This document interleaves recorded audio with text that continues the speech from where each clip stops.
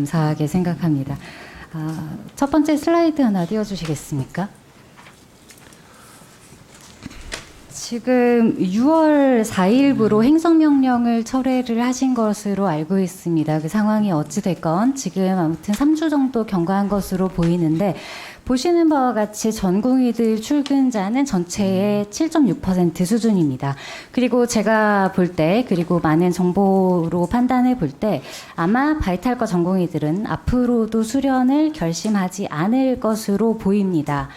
그렇기 때문에 지금은 이 수련 포기와 미지원 공백이 발생할 것으로 예상이 되고 있는 상황인데요. 장관님께서 말씀하신 100일이라던가 아니면 9월, 11월 여러 이야기가 있습니다만, 저기 발생하는 저 수련 포기 미지원 공백은 우리가 2024년만 생각해서는 안 됩니다.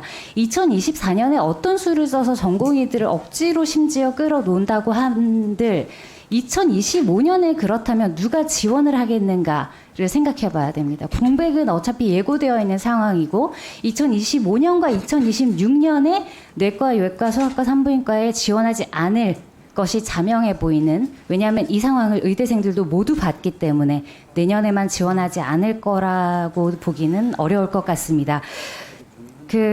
거기에 지금 이 의대 증원으로 인해서 의대생들의 과소 역량까지 계속 적체가 된 상황이라면 최소 5년에서 10년 가까이 전문의 배출 공백이 이어질 수도 있는 상황입니다. 이 공백이 발생하는 기전은 수련 시스템을 제대로 이해하고 계신다면 반박하시기는 어려울 것으로 봅니다.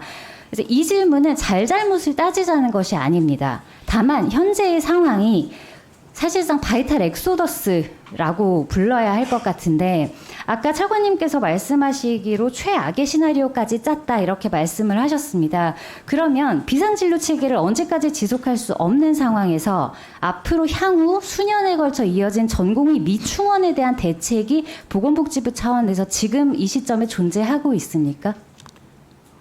예, 우선은 지금 의원님 말씀대로 한 해 그게 공백이 되면 그게 한 해로 그치지 않고 파급 효과가 굉장히 큽니다. 그래서 어떻게 하든지 지금 많이 늦었지만은 전국의 분들께서 복귀하실 수 있도록 많은 노력을 하고 있습니다.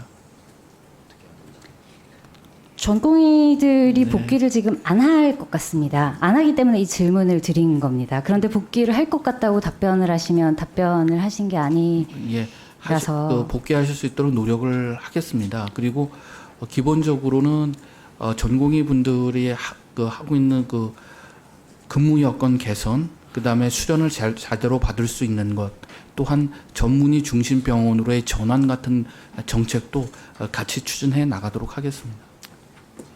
6월 22일에 의료개혁특위 4차 회의가 열렸습니다. 이날 노현홍 위원장님께서 의료인력 수급 추계 및 조정 시스템 구축 방향은 그 핵심인 의사결정 구조에 대한 사회적 논의를 시작했다는 데 큰 의미가 있다고 하셨습니다. 맞습니까? 네. 그리고 지금까지 결정의 바에 따르면 올해 9월까지 미래 의료 수요 충족을 위한 의료 인력 수급 추계 및 조정 시스템 구축 방안 마련하겠다고 하셨는데요. 네. 그렇다면 올해 2월 6일에 발표된 증원 결정 당시에 보정심 산하의 의사인력 전문위원회와 9월에 출범할 의기특위 산하의 수급추계 전문위원회 사이는 어떤 차이가 있는 겁니까? 예, 그 보정심에 있었던 그 산하단 그거는 좀 현재 의료 인력이 얼마나 부족하고 그걸 얼마나 확충하는 것이 필요하냐 그거를 정하는 거였고요.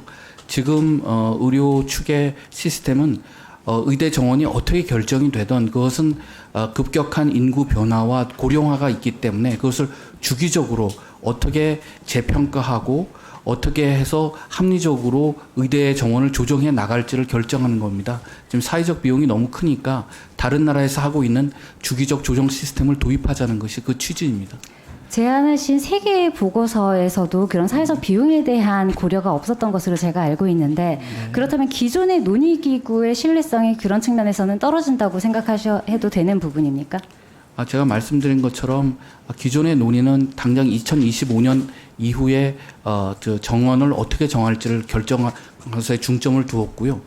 지금 그 의료개혁 특위에서 하는 것은 주기적으로 그것을 어떻게 조정해 나갈까. 한번 정한다고 쭉 갈 수는 없는 거 아니겠습니까?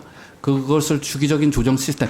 물론 그것이 서로 연결은 되어 있지만은 원래 취지는 그렇게 달랐다는 점을 말씀을 드리는 겁니다. 그러면 지금 계획하고 계신 것은 5년 동안 증원을 하고 그 이후에는 증원한 인력과는 숫자가 달라지겠네요. 맞습니까? 예, 저희가 2035년까지 10,000명이라고 하는 숫자는 말씀을 드렸는데 네. 그것이 저희가 생각했던 것보다 예를 들어 인구 감소가 급격히 이루어진다든지 이건 이제 마이너스 요소가 되겠죠.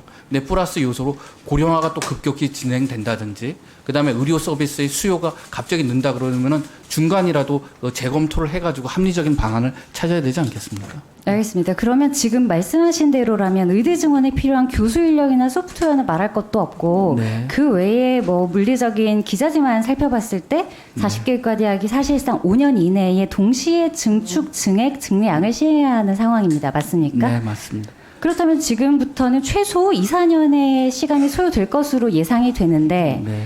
그렇다면 2025년부터 5년간 정원을 그렇게 증가했다가 그 내내 공사하는 상태로 부실한 교육이 진행이 되다가 5년 뒤에는 그럼 갑자기 늘어난 1,000명의 교수를 다시 해고하거나 증량한 기자재를 폐기하거나 증축 증설된 공간을 다른 목적으로 사용할 계획이 있으신 겁니까? 그러니까 5년 주기적인 재조정할 때도 장래를 추계를 해야 되고요.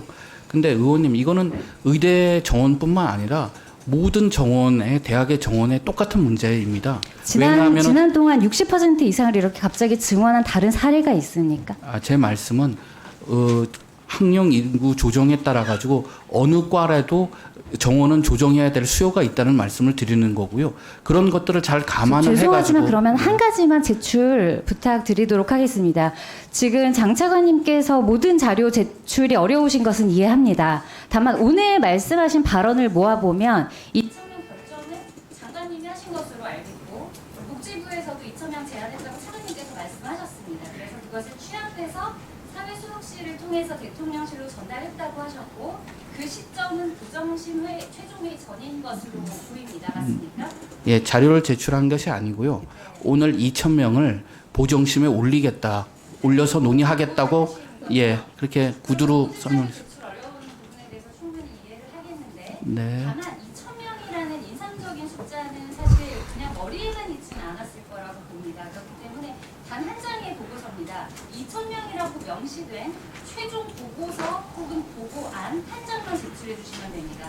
그 외에 참석자라던가 회의록까지는 제가 요구하지는 않겠습니다. 어렵지 않을 것 같습니다. 2,000명이라는 단어로 검색하셔서 날짜 순으로 가장 먼저 나오는 회의록 혹은 보고서 단 한 장만 제출을 부탁드리겠습니다.